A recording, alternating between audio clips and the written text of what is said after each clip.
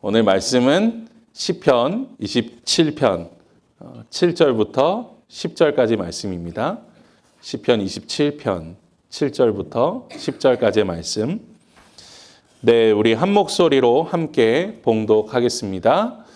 여호와여, 내가 소리내어 부르짖을 때 들으시고 또한 나를 긍휼히 여기사 응답하소서. 너희는 내 얼굴을 찾으라 하실 때에 내가 마음으로 주께 말하되 여호와여, 내가 주의 얼굴을 찾으리이다 하였나이다. 주의 얼굴을 내게서 숨기지 마시고 주의 종을 노하여 버리지 마소서. 주는 나의 도움이 되셨나이다. 나의 구원의 하나님이시여, 나를 버리지 마시고 떠나지 마소서. 내 부모는 나를 버렸으나 여호와는 나를 영접하시리이다. 아멘. 네, 오늘은 결핍이 아닌 만족의 삶을 사는 인생이라는 제목으로 함께 말씀을 나누겠습니다. 네, 얼마 전에 이제 설교를 연구하면서 이제 한 세미나를 들었는데 그 세미나에서는 이제 현재 이제 정신 상담을 받고 있는 사람들의 그 여러 가지 상황에 대한 이야기들을 해주고 있었습니다. 특히 이제 청년들을 대상으로 한 조사에서 굉장히 이상한 연구 결과 발표가 하나 나왔다 그래요. 그것이 무엇이냐 하면 청년들이 외로움을 느끼는 지수는 낮아졌대요. 좋은 거죠. 외로움을 느끼는 지수는 낮아졌대요. 그런데 우울증은 더 많이 늘어났다는 거예요. 너무 이상하죠. 외로움이 덜해지면 우울증도 내려가야 되는 게 정상인데 이런 이상한 현상이 지금 일어나고 있다는 겁니다.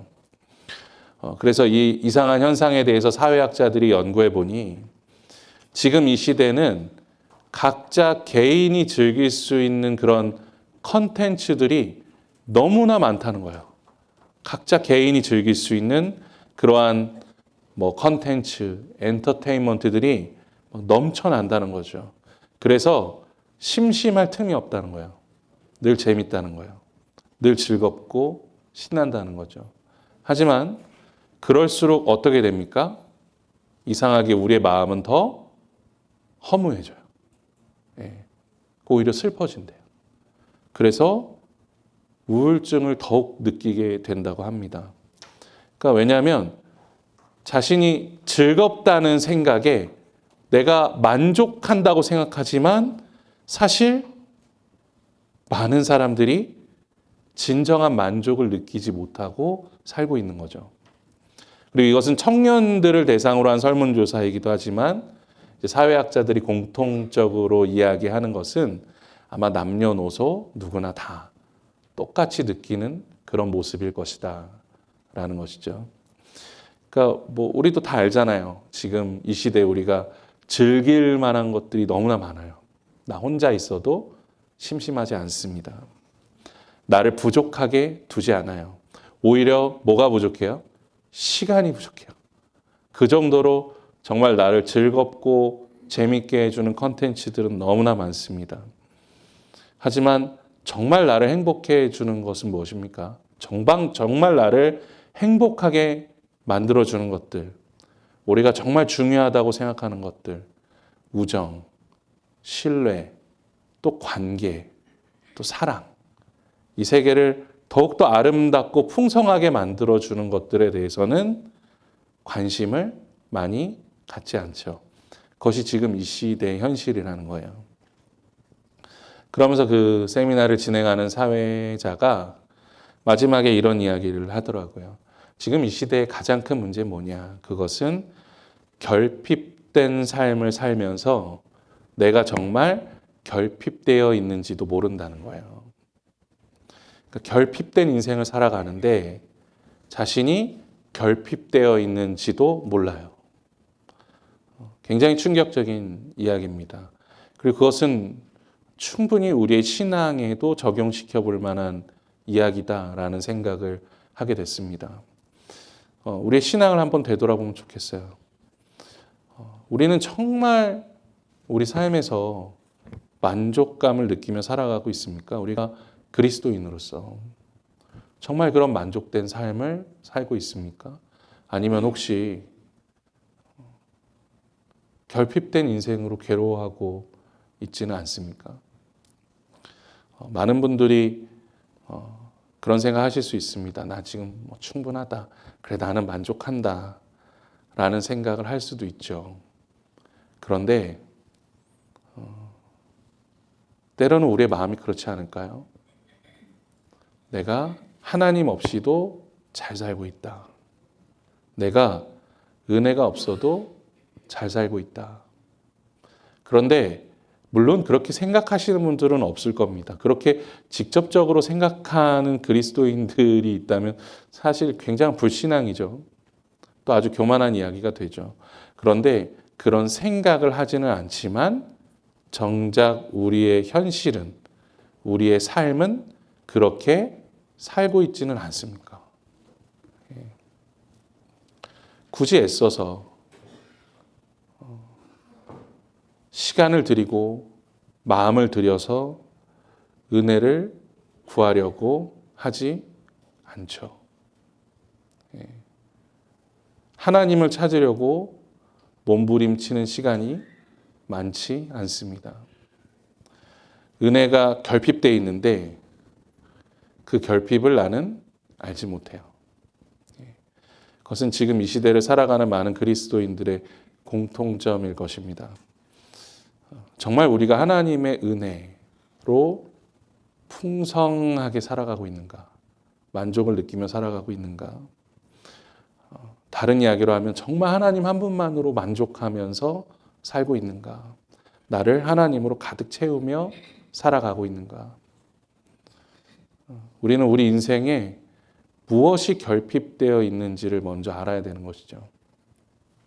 그것을 모르면 자꾸만 헛된 것으로 나의 삶을 채우면서 내가 충분하다, 내가 만족스럽다라는 인생을 살아가게 되는 것이죠. 우리에게는 하나님이 필요합니다. 우리의 그 결핍을 채워줄 수 있는 분은 하나님밖에 없습니다. 아니, 더 정확하게 말씀드리면 우리는 하나님만 필요합니다. 그것이 우리 인생의 중심이 되어야 하는 것이죠. 오늘 말씀 시편 27편은 다윗이 쓴 시예요. 다 아시죠? 다윗이 쓴 시 중에서도 가장 슬픈 시 중에 하나입니다. 7절을 보시면 다윗이 소리내어 부르짖는다라고 이야기합니다. 원어 그대로 살펴보면 무슨 이야기냐 하면 통곡하며 우는 것입니다. 소리치며 우는 거예요. 마치 갓난아기가 펑펑 울면서 소리치는 것처럼 그렇게 다윗은 울고 있습니다. 무엇 때문입니까? 긍휼히 여겨 주십시오, 주님. 이것을 원어 그대로 더 풀어서 이야기하면 은혜를 베풀어 주세요. 은혜를 베풀어 주세요. 제가 은혜가 필요합니다. 그렇게 지금 다윗은 소리쳐 울고 있는 거예요. 다윗은 지금 현실이 너무나 고통스러워요. 그래서 울며 소리치고 있습니다. 주님, 제가 은혜가 필요합니다. 지금 이 시간 너무나 큰 은혜가 필요합니다. 그러니까 다윗이 왜 이렇게 슬피 울고 있을까요? 전통적인 신학자들은 이 시가 쓰여지던 시기가 다윗이 사울로부터 도망쳤을 때, 동굴에 숨어 있을 때, 그때 쓰여진 시라고 해석하기도 합니다. 그런데 최근의 신학자들은 이것을 조금 다르게 해석하는데 이 시를 자신의 아들 압살롬에게 배신당하여 도망하는 중에 쓰여진 시라고 해석하기도 합니다. 만약 이 시가 아들 압살롬에게 반역을 당해서 도망칠 때 쓰여진 시라면 그 분위기가 또 달라지죠. 오늘 10절 말씀에서 무엇이라고 이야기합니까? 내 부모가 나를 버렸다 이야기합니다. 다윗의 부모가 다윗을 버렸습니다. 우리가 다윗의 아버지 누구죠? 이새 하면 다윗의 아버지니까 어떻게든 좋게 평가하려고 합니다. 좋은 사람인 줄 알아요. 저는 어렸을 때 다윗의 아버지 이새가 굉장히 좋은 사람인 줄 알았어요. 왜냐하면 다윗은 너무 훌륭한 인물이니까. 아버지도 대단하시겠지라는 생각을 그냥 했던 것 같아요. 하지만 성경을 정확하게 읽어보시면 이새는 정말 형편없는 아버지였습니다. 제가 폄하하는 게 아닙니다. 실제로 그랬습니다. 단 한 번도 다윗을 아들 취급해 주지 않았습니다. 심지어는 아들이 아닌 것처럼 여겼습니다. 이새는 아버지로서는 정말 부끄러운 인생을 살았던 사람이에요. 더군다나 정말 특이하게도 다윗의 어머니에 대해서는 성경에서 전혀 언급되지 않습니다. 성경에서, 특히 성경에서 역사적으로 중요한 인물들을 언급을 합니다. 중요한 인물들의 어머니도 언급을 할 때가 많습니다.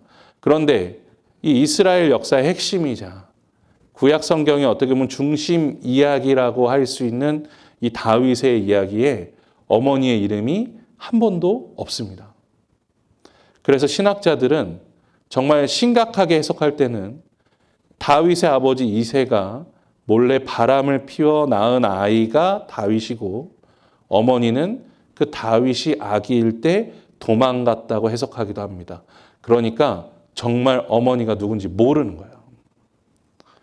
물론 함부로 판단할 수는 없겠죠. 진실은 모릅니다. 하지만 분명한 것은 성경에 다윗의 어머니에 대해서 전혀 언급이 되지 않고 그래서 추측해 볼 때 아마도 다윗은 어머니의 얼굴조차 모를 가능성이 많다는 것입니다. 다윗은 어렸을 때 버려졌을 가능성이 큰 것이죠. 그래서 고백하는 겁니다. 부모가 나를 버렸다. 또 그의 형제들은 어땠습니까? 다윗을 존중해주고 사랑해주는 것뿐만 아니라 인격적으로 대하지조차 않았어요. 다윗을.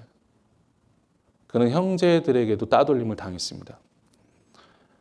그리고 다윗의 첫째 부인 사울의 딸 미갈은 다윗을 어떻게 했습니까? 무시했죠. 완전히 무시했습니다.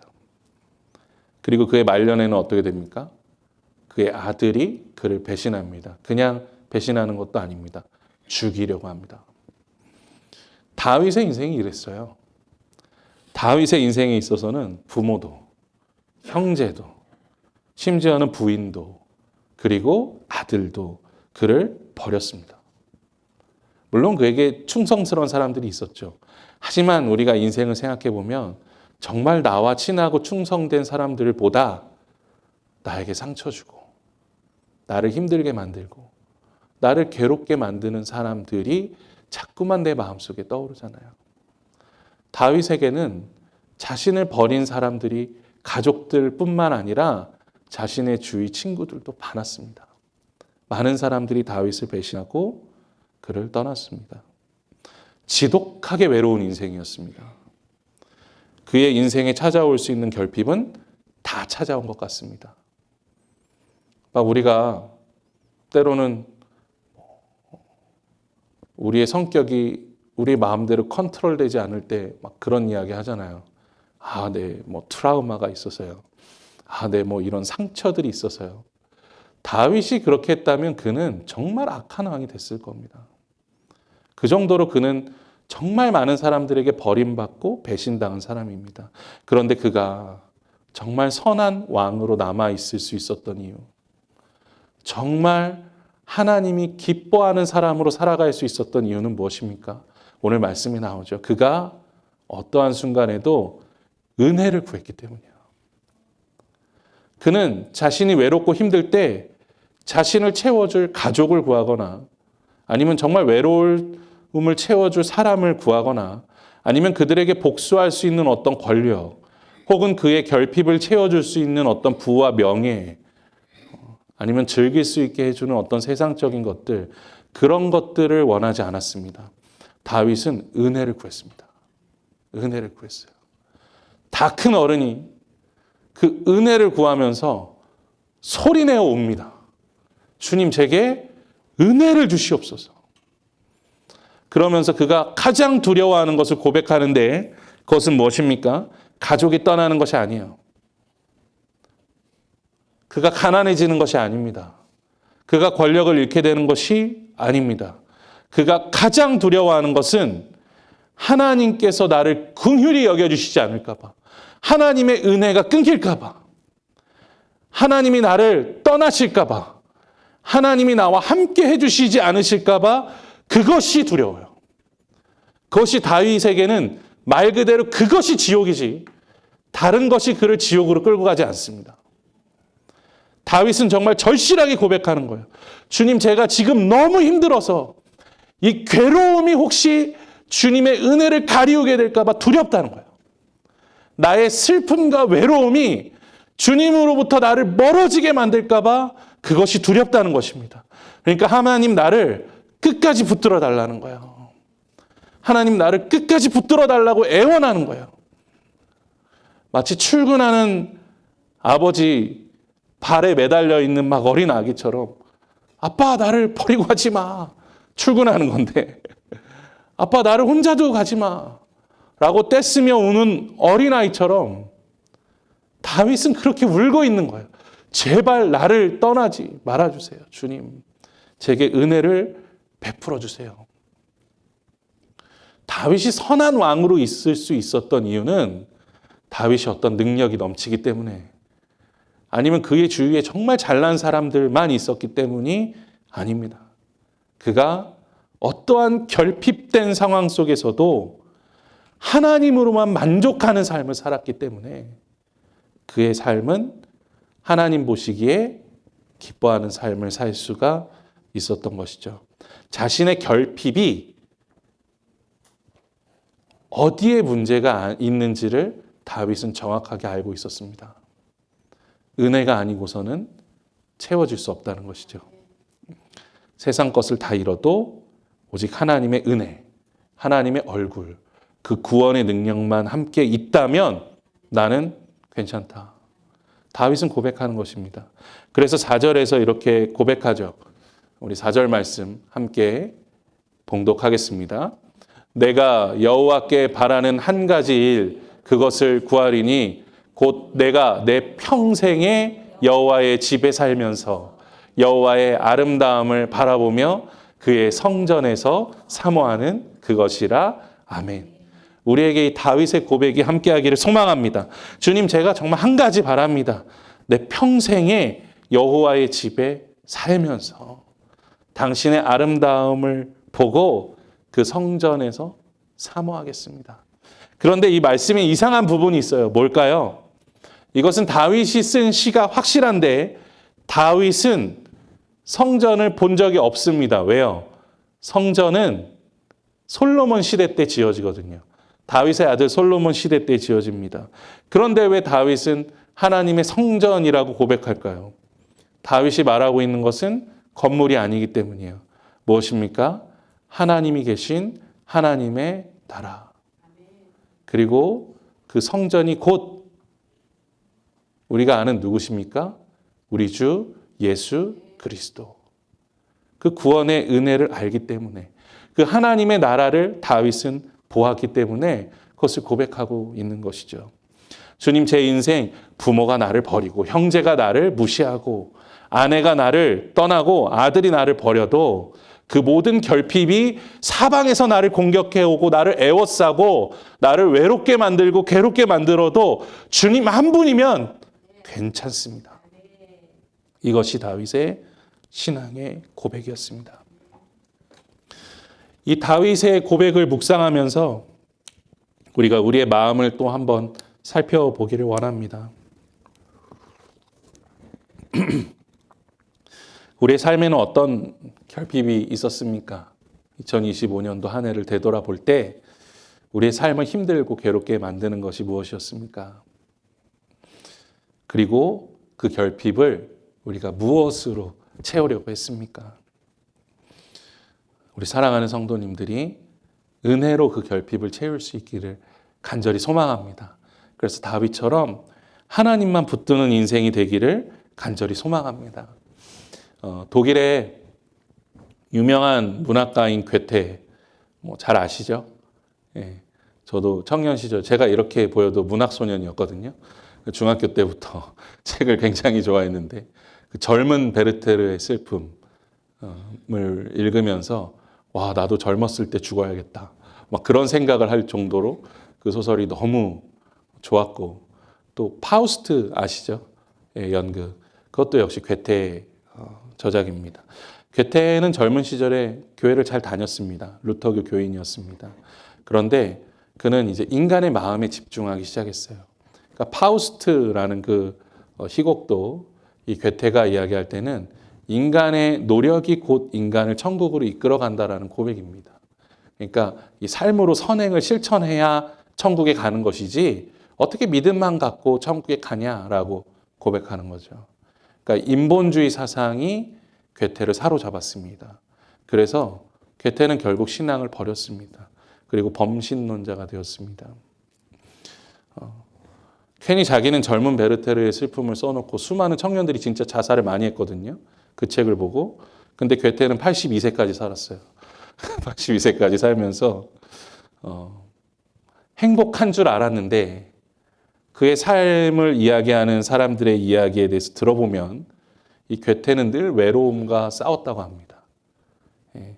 그래서 그는 평생 동안 수많은 여인들을 사귀었대요. 그래서 그의 문학을 이해하기 위해서는 그가 만난 여인들도 함께 연구해야 된다는 말이 있을 정도로 굉장히 여자들을 많이 만나고 다닌 그런 사람이었는데, 심지어 그가 74세 때 55살 연하인 17세의 여인에게 프로포즈를 했습니다. 내가 정말 너를 사랑한다. 나랑 결혼해달라고. 그러니까 손자보다 어렸던 것 같아요. 자기의. 물론 결혼 이루어지지 않았죠. 근데 이제 세상의 웃음거리가 됐습니다. 그런데 이제 지인들의 말에 따르면 이 괴테가 늘 혼자 있는 방에서 눈물을 흘릴 때가 너무나 많았다고 합니다. 외롭다는 소리를 너무 자주 했고, 많은 인기와 부와 명예를 누리고 있었지만 괴테의 삶에서는 여전히 그 결핍을 해결할 방법을 찾지 못했던 거죠. 저는 괴테가 남겨놓은 문학을 너무 좋아하고, 그 문학적인 업적을 제가 뭐라고 그걸 폄훼할 수 있겠습니까? 하지만 그의 삶은 존경스럽지 않아요. 오히려 그의 인생이 불쌍하다고 느껴집니다. 그 결핍을 해결하지 못해서 평생 동안 외롭고 공허한 삶을 살았으니까요. 만약 그의 인생에 하나님이 계셨더라면, 그가 하나님의 은혜를 구했더라면, 물론 그가 지금까지 이뤄놓은 문학적인 업적은 이루지 못했을 수도 있습니다. 하지만 그는 더 아름다운 삶을 살 수 있었겠죠. 반면에 성경의 인물을 한번 생각해 봅시다. 우리가 야곱이라는 인물을 너무나 잘 알죠. 그 야곱이라는 이름의 뜻이 무엇입니까? 속이는 자, 빼앗는 자라는 뜻입니다.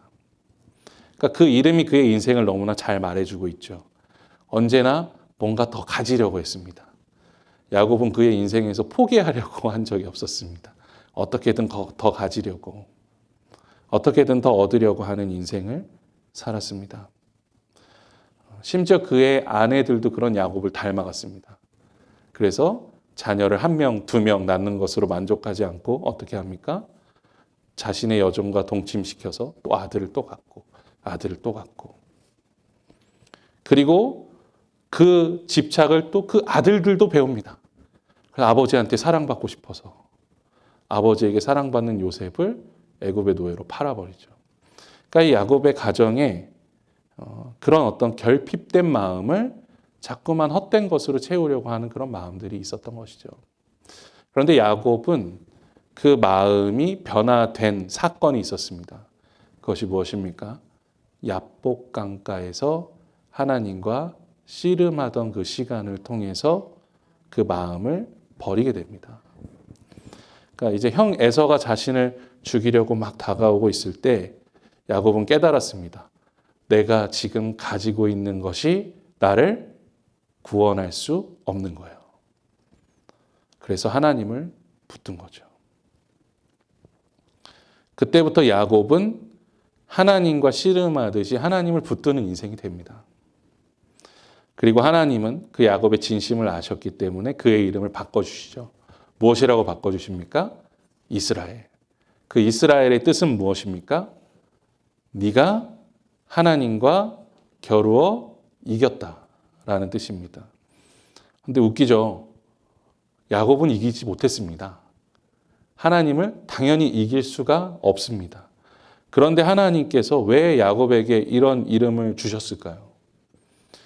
우리가 하나님을 이길 수 있는 방법이 딱 하나 있습니다. 무엇일까요? 하나님을 이길 수 있는 방법. 우리가 하나님을 이길 수 없어요. 그런데 하나님을 이길 수 있는 방법이 딱 하나 있습니다. 그것은 뭘까요? 하나님이 우리의 아버지 되어주시면 우리는 하나님 이길 수 있습니다. 그러니까 사실 져주시는 거죠.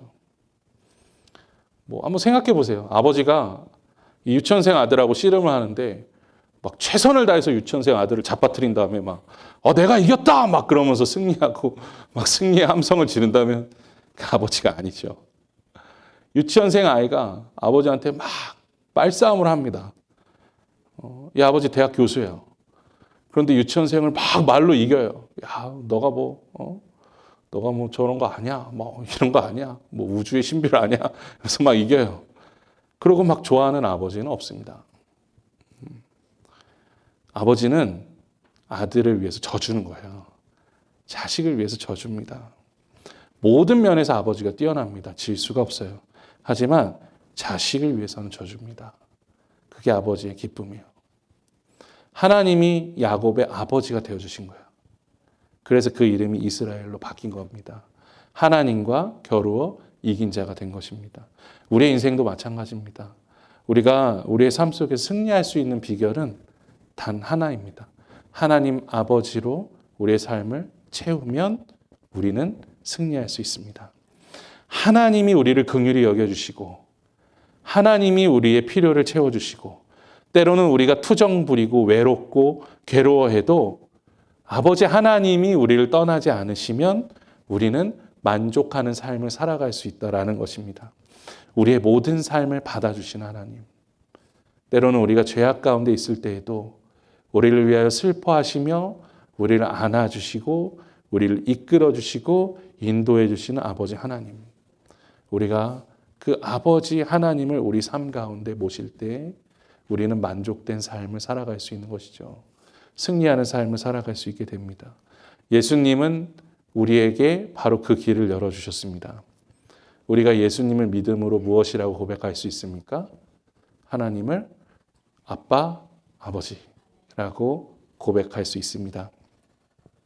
우리 갈라디아서 4장 6절에서 7절 말씀 한 목소리로 함께 봉독하겠습니다. 너희가 아들임으로 하나님이 그 아들의 영을 우리 마음 가운데 보내사 아빠, 아버지라 부르게 하셨느니라. 그러므로 내가 이후로는 종이 아니요 아들이니 아들이면 하나님으로 말미암아 유업을 받을 자니라. 아멘. 그러니까 우리의 이 결핍을 해결해 줄 수 있는 방법은 단 하나밖에 없어요. 예수님이 우리의 삶의 주인이 되어주시면 하나님은 우리의 아버지가 되십니다. 우리가 언제 어디서나 하나님, 아빠, 아버지라고 부를 수가 있습니다. 그리고 그때 성령께서 우리와 늘 항상 함께 하시며 충만한 은혜로 우리를 인도해 가시는 것이죠. 하나님이 우리 아버지가 되어주시면 우리는 하나님의 모든 유업을 받게 됩니다. 하나님이 주시는 모든 유업을 받게 돼요. 이것을 다른 말로 하면 무엇입니까?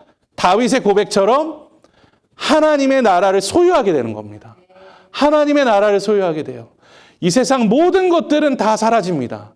언젠가 썩어지고 없어집니다. 그 어떤 것도 영원하지 않습니다. 하지만 하나님 나라에서는 가장 작은 것도 영원합니다. 이것이 소중한 거예요. 이것이 귀한 것입니다. 우리가 하나님 나라를 소유한다는 것은 그 영원을 소유하게 되는 것입니다. 그렇기 때문에 그 어떤 것도 채워줄 수 없어도 하나님의 나라는 우리의 모든 것을 채워줄 수 있는 것이죠. 그것이 바로 우리 인생이 결핍이 아닌 만족으로 흐르는 유일한 길인 줄로 믿습니다. 다윗은 그 정답을 알고 있는 사람이었습니다. 부모가, 형제가, 아내가, 자식이 자신을 버려도 다윗은 그 슬픔을 가지고 어디로 나아갑니까? 슬픔을 가지고 하나님께로 나아갑니다. 은혜를 구합니다. 그렇게 그는 항상 하나님의 나라를 품은 자가 됩니다. 하나님을 아버지로 고백하는 자가 됩니다. 사랑하는 성도 여러분, 우리가 다윗과 같이 그 은혜를 항상 사모하는 그러한 하비스터스 성결교회 성도님들 되시기를 간절히 소망합니다. 오늘 앞서도 말씀드렸지만 2025년도 마지막 주일 예배입니다. 2025년도 한 해에는 어땠습니까? 부끄러운 모습들도 많았겠죠. 하지만 이제 지나간 일들은 다 뒤로 두고 앞을 바라보며 나아가기를 소망합니다. 이제는 은혜가 나를 이끌어가는 삶을 살아가겠다. 오직 은혜가 나를 인도하고 오직 은혜가 나를 채워주는 삶을 살아가겠다라는 그 결단이 우리와 함께할 수 있게 되기를 간절히 소망합니다. 그래서 우리 다윗이 오늘 시편 27편 4절에서 고백했던 것과 같은 그 결단의 마음으로 우리 다시 한번 이 말씀 봉독하고 오늘 말씀 마치도록 하겠습니다. 내가 여호와께 바라는 한 가지 일 그것을 구하리니 곧 내가 내 평생에 여호와의 집에 살면서 여호와의 아름다움을 바라보며 그의 성전에서 사모하는 그것이라. 아멘. 그 결단으로 우리 주님 앞에 나아가는 하비스터스 성결교회 성도님들 되시기를 주님의 이름으로 간절히 축원합니다. 우리